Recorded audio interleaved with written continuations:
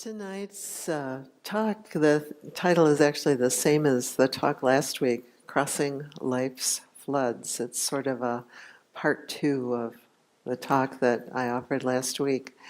And if you were here last week, you'll hear a few things that are actually repeating what I spoke to last week. This week, though, I want to broaden the context to our consideration as a community about both how to offer guidance for folks considering social engagement, social justice kinds of work, and also how to consider ourselves as we consider as an institution what kinds of things we might sponsor. And that came up quite some time ago, and it continues to come up. As I said last week, I, like you, probably get about 6 or 8 notices a week in my inbox about things in the community that are totally worthy and wonderful, that and sometimes maybe not so wonderful. How do we discern what to put our energies to, and how do we let our practice guide us about what we do? And if you're interested in the talk last week, the talk, as you may know, didn't get recorded. It was a little glitch in our system. But there is an earlier version of the talk, very similar, that's on my blog, SharonBB.org, so you can read it instead of listen to it. So with respect to our personal and community decisions about social engagement, you've heard me read this quote before. What is the work of the Buddha's whole life? Somebody asked a Chinese Zen master, what is the work of the Buddha's whole life? And he said, an appropriate response. The work of one's whole life is actually cultivating, discerning, understanding what's an appropriate response. The Dhammapada says, mind is the forerunner of all things. What we manifest externally is a reflection of our minds. So that our practice, as we work with our own internal practice, it's to be bringing a quality of clarity to what goes on in this mind of mine, of ours, so that when there is a movement into action, there is an appropriate response, and there is clarity that is guided by wholesome qualities, wholesome factors. And our board and members and individual members of the community have, over these last, I think it really started in earnest not quite 2 years ago, before some of the demonstrations in Charlottesville, really have been kind of struggling at times with how to respond to some of the challenges in our social life, and in particular in our community, and what's ours to do. And sometimes as we inquire, we wonder, well, is our practice here, is our meditation practice, is this primarily a personal thing? Just, something where we really sit on the cushion and then everybody sort of decides for themselves? Or is there something that kind of systemically we might do together? Should we fight? Should we fight for causes? What does that mean, fighting for causes? Should we step back? Should we pray? Should we read the news? Should we not read the news? Should we listen to the news? Should we engage in discussions? Should we go to city council meetings? Should we drink more wine? Should we go to meditation retreats? What's to do? What's an appropriate response? And as I said last week, it depends. And indeed, that sense that it depends is really also part of the heart of our practice. The Buddha himself said, I never told you, do this. I've given you guidance. It's your job really to kind of contemplate and bring it alive in your life.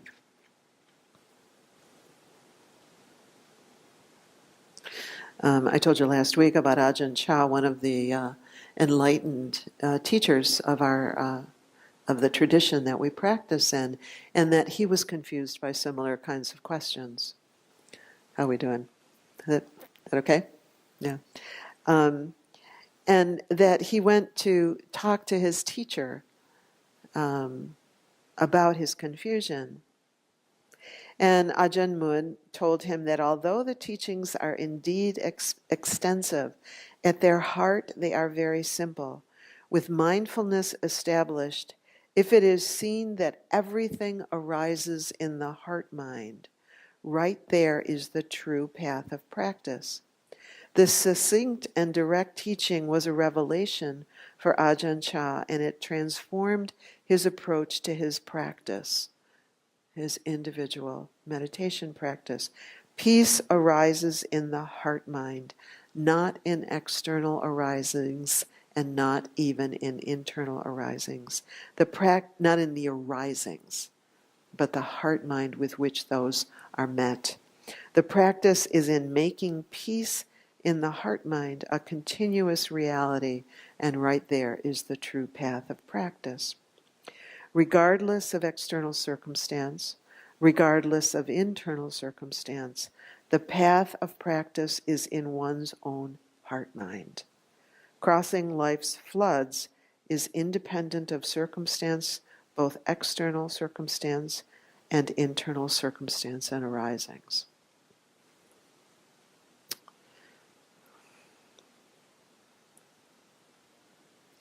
It can sound good. It can maybe even, it can sound maybe puzzling, but it can even sound good. And it still is sort of like, well, okay, what does that mean tomorrow morning when I get that email in my inbox? What does that mean? What it means for all of us is cultivating a heart-mind, cultivating a mind, cultivating a quality of awareness that is not overcome with passion, that's not overcome with aversion, and that's not overcome with ignorance about how life on this planet actually works. Not overcome with those qualities. So what we're doing on our cushion is cultivating this heart-mind that is not overcome with greed, the hunger to get something, not overcome with greed, the hunger to get something, not overcome with aversion, the hunger to resist, to get rid of something, and that is guided by wisdom. And if you're wondering, well, what does that look like? You're really on the right track, because that's exactly what the Buddha is inviting us to do. What really does this look like? How is this for me in this circumstance in my life? But to know that that's the guidance, because otherwise we can approach some of these arisings, whether it's internal, that feeling of anxiety or anger or sadness or whatever it is that's arising, we can approach them as though there's something wrong. Or we can approach as though the external arisings that have to do with infinite causes and conditions that are way beyond our control, and indeed probably originating in lifetimes past, that there's something wrong. That's part of the wisdom, to really understand that what arises is out of our control and is influenced by infinite causes and conditions. What matters is how we are now, here, with this. That however we respond to whatever is arising is not driven by the hunger to get something or the hunger to avoid something, but that we can be present with what is, and in that place cultivate the capacity to see clearly what's needed here now. So does that mean that that there are some arisings externally or internally that are unacceptable, some things that we automatically must fight? And the Buddha would say, no. Well, then does that mean that fighting is wrong? The Buddha would say, no.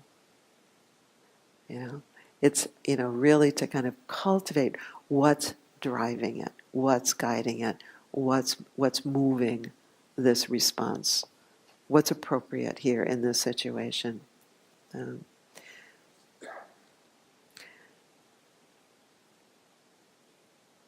What Ajahn Mun speaks of as the heart mind, he's referring to not the specific activities of the brain, but rather the awareness that knows all of experience and that can discern what is truly worthy of our attention, care, and action, and what is not.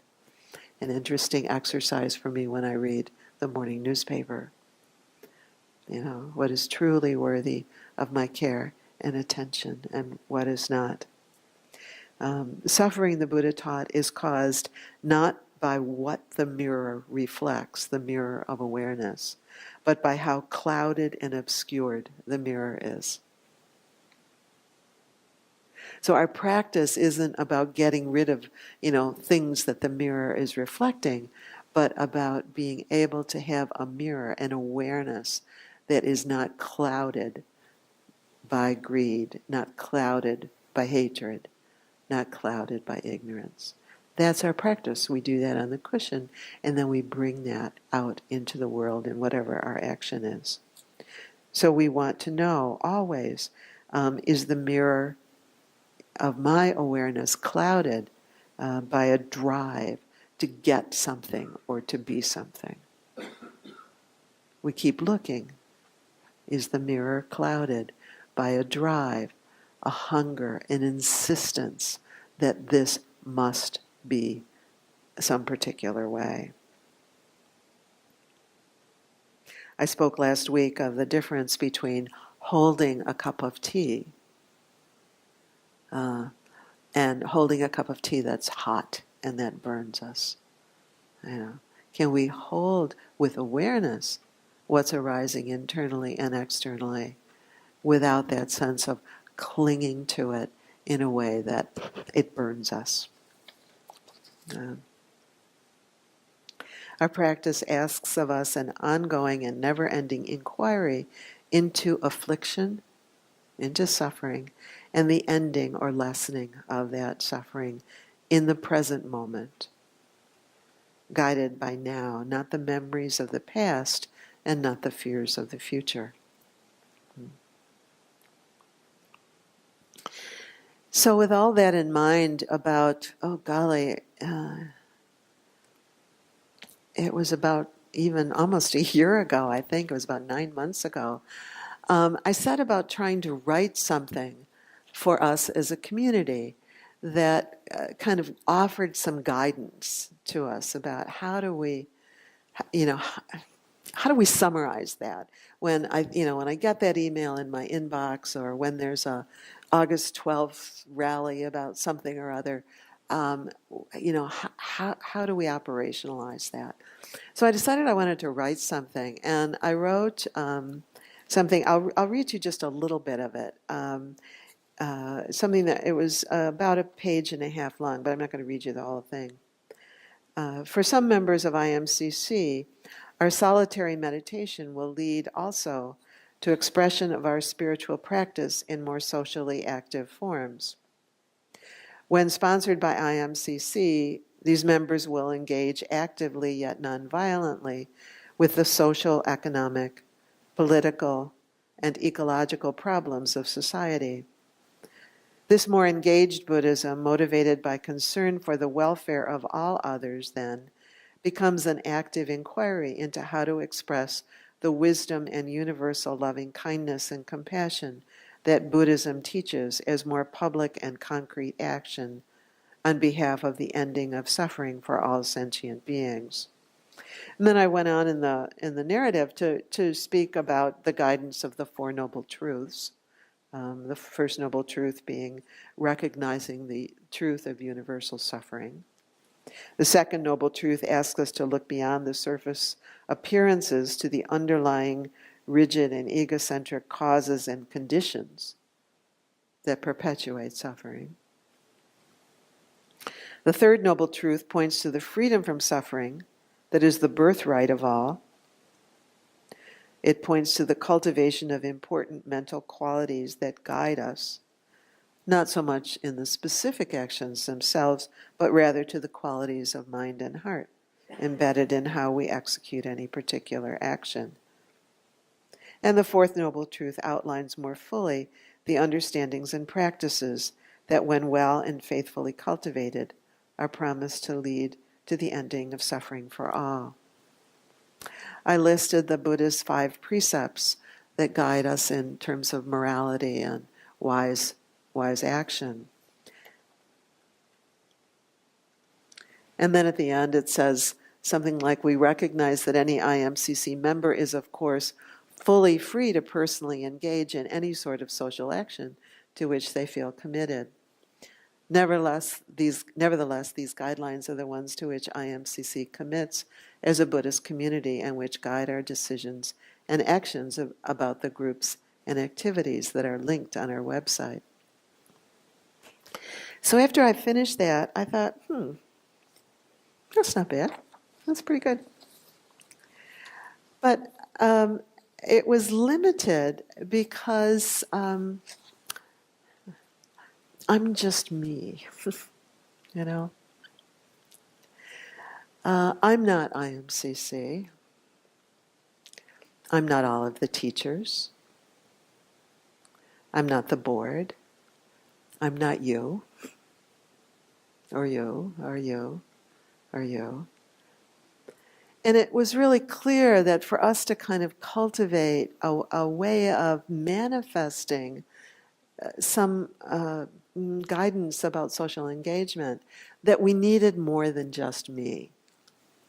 And so I decided to ask people who I knew were involved in this, who I knew had some kind of a horse in the race, if you will, some kind of engagement with social action, and who had been contemplating these things, to take a look at this narrative and offer some thoughts about what was useful and what wasn't so useful.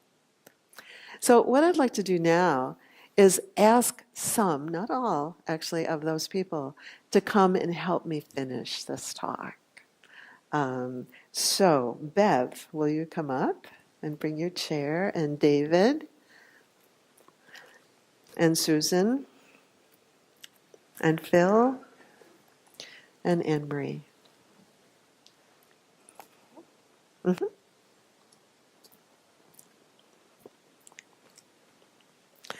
So I was told, maybe one of you can come over on this side.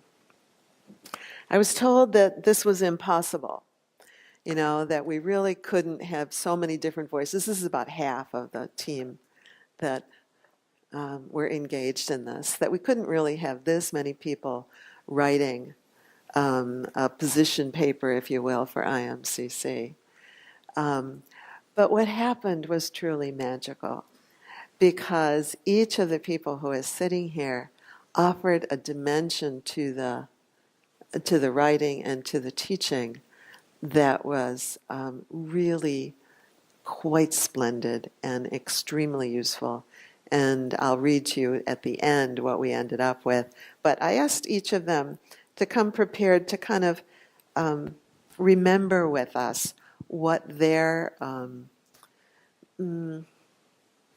offering was, what they each offered to that, to the draft, if you will, that I had put together. So let's start with Bev. Hello, I'm Bev. So I read over what Sharon had put together. I was very grateful that she could pull all these different thoughts together. And as she said, it included the 4 noble truths and the 5 precepts.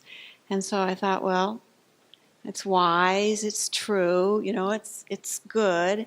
And yet as I sat with it, there was something for me that was missing.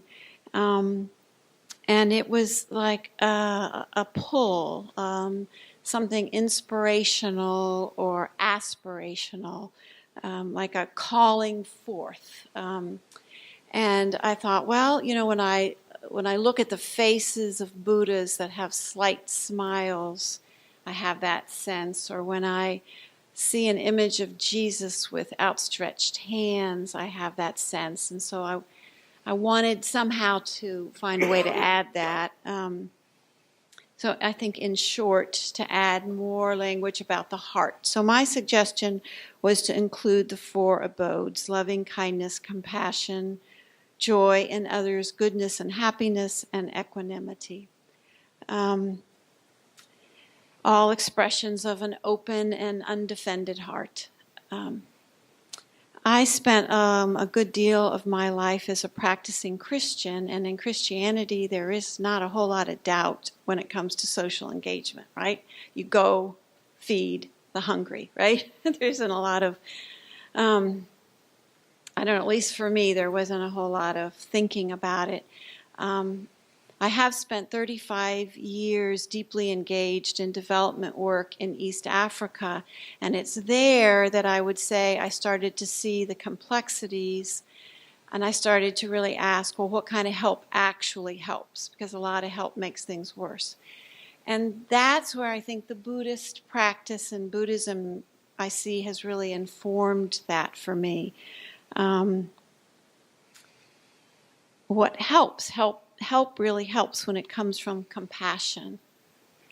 Help really helps when it comes from our experience that we are not separate from the ones that we're helping, the ones we're reaching out to. It helps when we move from a very still and expansive space that comes from our practice, when we can be both bold and kind simultaneously, when we can stay in the suffering and not deny it or legitimize it, but have that state of equanimity where we're in it, and when we are really aware of our intentions and our impacts. When we move from love, right? Not fear or pity or arrogance or hate. So this statement, the final statement that you'll hear in a minute, I think is great guidance, whether your offer is to teach or support Buddhist practice or whether it's to partner with others out in the world. It's guidance for really moving from the heart. Thank you. Crucial piece. Thank you. And why don't we just pass it on down to David? Hi. I'm David Auble. I have sort of a fuzzy recollection of the first time that someone told me that in the tradition that ethical training is the foundation of the spiritual path. I remember thinking something along the lines of, yeah, I made mistakes. I'm basically a good person, so how about if we just move on to the teach me about how to meditate part? And it was really quite a long time after that I just discovered, I think pretty much on my own, that there's a deep well of potential practice in exploring the ethics of my behavior, the ethics of the things that I do, the ethics that are associated with the things that I don't do, the ethics that are associated with things that I'm just oblivious to or don't realize are implications of what I do or don't do. And as a result of that, it's just naturally drawn my practice out into the world. And although I don't think that this is at all the way it was necessarily envisioned in the tradition, I now am firmly convinced that from the standpoint of my own practice, that this exploration of the ethical implications of my behavior, this ethical training, is really fundamental to my own spiritual advancement. And a related point has to do with something that I read by Thich Nhat Hanh, and I've never forgotten it. He described how it's often the case in the West that people view their personal practice as separate and distinct from their actions in the world. And the way he described it is that this is an illusion, And he was talking about interconnectivity.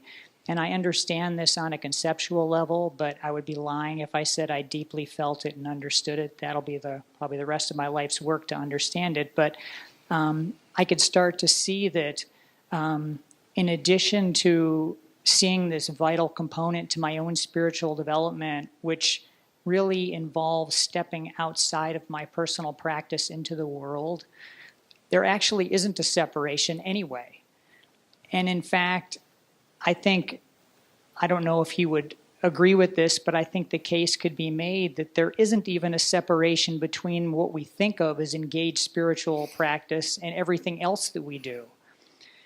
And so when you put those two things together, sort of the vital piece of emotion of the ethical training, along with the idea that these separations that we come up with between different activities or things that we do are really just our ways of categorizing phenomena. They're not real. I have limited time and energy and ability and knowledge, so I have to somehow prioritize things. But for me, what it really boils down to is not if I engage with what we might collectively agree are sort of socially engaged activities, it's just a question of where and with whom and what.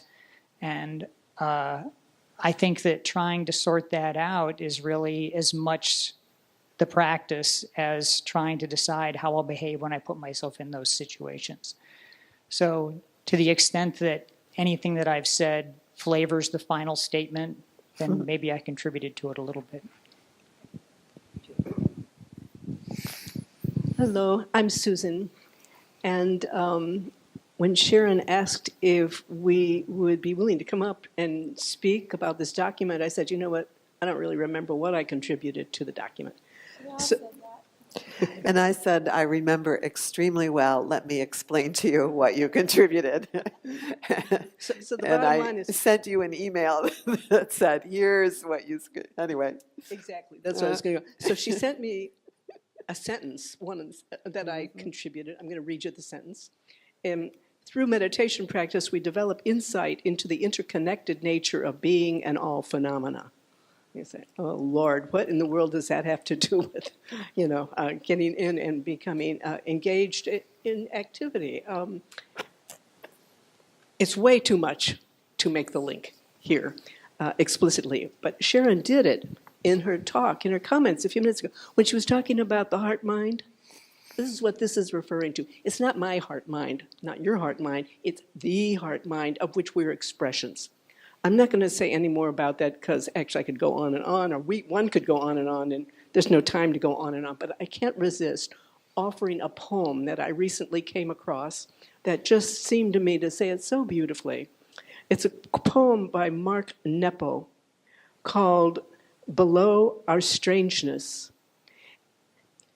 My soul tells me we were all broken from the same nameless heart, and every living thing wakes with a piece of that original heart aching its way into blossom. This is why we know each other below our strangeness, why, when we fall, we lift each other, when, in pain, we hold each other, why, when sudden with joy, we dance together.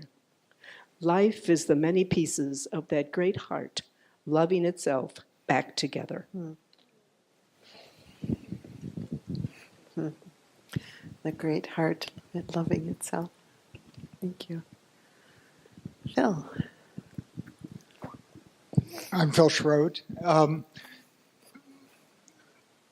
Rather than going over exactly what my contributions were, because I also forgot exactly what they were, but I know the drift of them. I've been thinking about this for the last 3 or 4 weeks since Sharon brought it up. And one of the things I wanted to focus on was just why this is such a challenge in our society today to approach social action, and for that matter, how we live our lives, from a Buddhist perspective, taking that seriously, in a culture that is, in some very, very fundamental ways, not only not Buddhist, it's obviously Judeo-Christian with a really, really big contribution from classical Greek and Roman thought, but in some ways is getting even further away. And I'm going to emphasize two things that I know I did contribute, and then one that's occurred to me since. The first is that the Buddhist suttas go on and on and on about how the things that really bug us, the things that really mess up our lives, are anger or hatred, greed, and delusion. Okay, well, that's a marketing campaign. That's a political platform. That's a social media business plan. Okay, we are enmeshed in a world that says anger, greed, and delusion. Go for it. You know, this is what we want to. This is that hook, you know, with a big worm on it that they want to drag us in. Whether it's Facebook or a political campaign, or you know, get the latest AR-15 and protect your home, et cetera, et cetera. Okay. Whereas our scriptures, our suttas say, no, stay away from that stuff. You know, you're just going to make yourself miserable. Now, in fact, there's a lot of older writings in the Western tradition that say exactly the same thing. The Stoics said exactly the same thing. But that's certainly not what we're getting today. The second, and this one is a whole lot harder to put your mind around, is the issue of dualism versus non-dualism. And the whole non-dualist philosophy is pretty subtle in Buddhism. I think it's a lot easier to look at the dualist philosophies that we're enmeshed in. And dualism basically says there's a right way and there's a wrong way. And you're either on the right side or the wrong side, and you darn well better be on the right side, and if not, we'll do something about it. And whereas Buddhism says the opposite. It says, and we've heard this from everybody here on the platform, is that it's subtle. It's not black and white. The whole thing is a shade of gray. And it's really, really hard to persuade people who think, okay, you're with me or against me. Well, let's talk. That, again, is something we don't hear a lot. And I think that dualism is something else that really challenges us.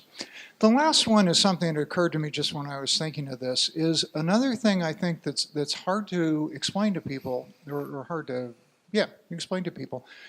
Buddhism, unlike the Judeo-Christian traditions, is not a prophetic religion.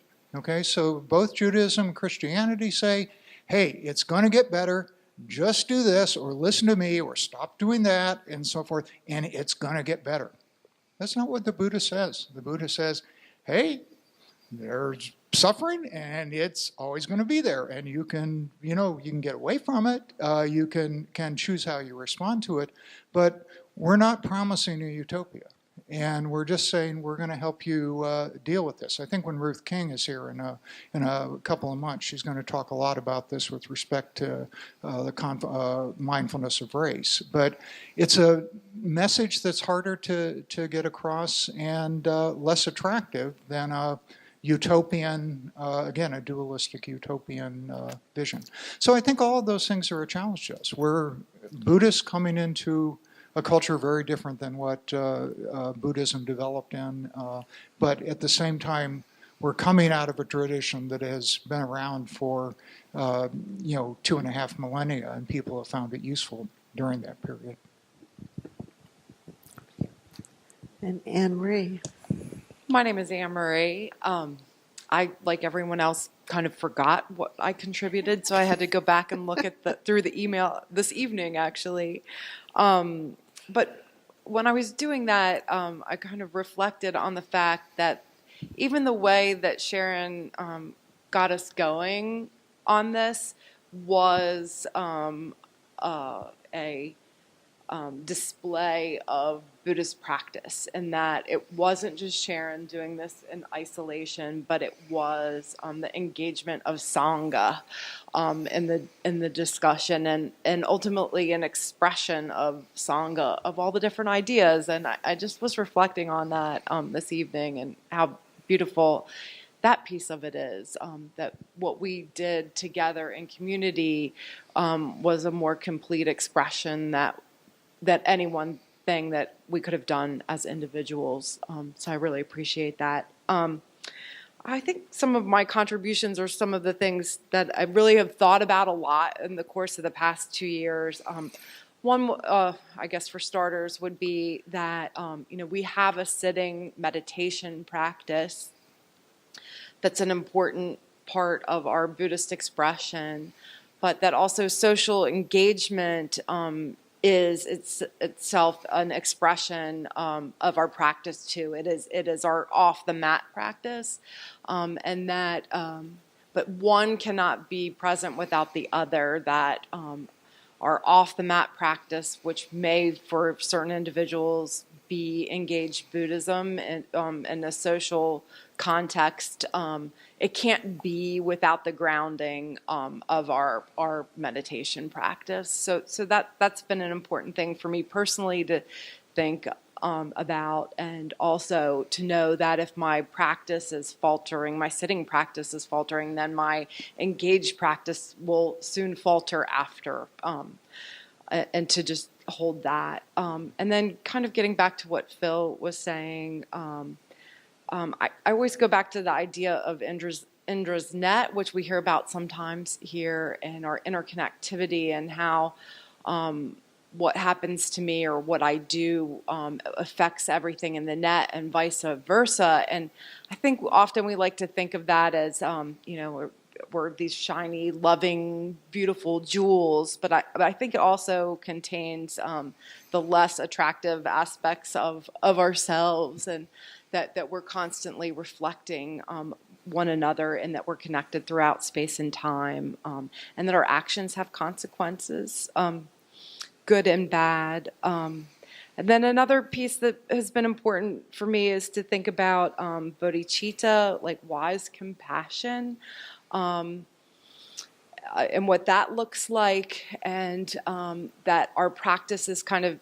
this invitation to let go of kind of our layers of conditioning and see what is true in the moment. And when Sharon was talking about, I love that, the idea that that there isn't a clearly defined, like, do this, don't do that, but that we respond appropriately in the moment to what is. It's not a prescribed thing, and that I'm sorry, I lost my train of thought. That our practice helps us do that, to see what is true, what is required in any moment, and invites kind of our practice of being a bodhisattva, to respond to the suffering of others and to ourselves with compassion. And it all comes back to practice as an expression of our practice. And I think that's all it for me. Great, thank you. Thank you. So each person has really nailed an important dimension that they added to that discussion. And so then the challenge is, okay, now what do we do? How do we pull that together into a statement? And here I can take only a small fraction of the credit. I really have to bow again to Susan, our master editor over there, who really was hugely helpful in editing. What we ended up with, the first statement was about a page and a half long. And what we ended up with was a simple paragraph that's not quite a half a page long. Let me read it to you. It was so it's much shorter. It's about 1,000% better than what I offered to begin with, and here we are. IMCC, socially engaged practice. You don't have to remember anything. We'll post this. Is it posted already on the website? It's already posted, but we'll also attach it to tonight's talk. Through meditation practice, we develop insight into the interconnected nature of being and of all phenomena. We cultivate qualities of the mind, heart, and ethical behavior, which together have the capacity to guide us in skillful response to pain and suffering in ourselves and in the world. For some IMCC members, our solitary meditation leads to the expression of spiritual practice not only in daily life, but also as commitment to wider social action. The goal of our social engagement is to speak and act from wisdom, as well as from kindness, compassion, joy in others' goodness, and equanimity, with the aim of diminishing suffering for all beings without exception. Our actions, thus, are offerings performed in the spirit of service, attempts to concretely express the truth of universal love and non-separation as articulated in the Buddha's teachings. These actions inevitably provide a mirror that reflects ways in which we achieve or fall short of our aspiration. Thus, they are ongoing teachings from which we learn together to deepen in our spiritual practice. So, yeah. So there we have it. That was approved by the board as the kind of guiding position that we use now to decide what IMCC will formally sponsor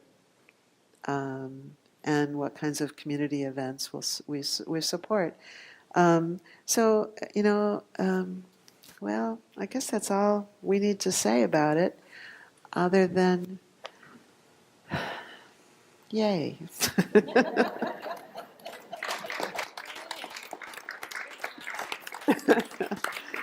So, thank you. Thank you, everybody.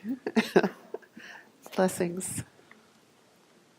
We will have, ideally there is a part 3 of this, but it's not until March 26th. I'm going to be away myself for a number of weeks, and so the next time. So what we'll do on March 26th is we'll actually have a bit more discussion about how this, how does this work for me, that kind of thing. So we'll move into a bit of discussion.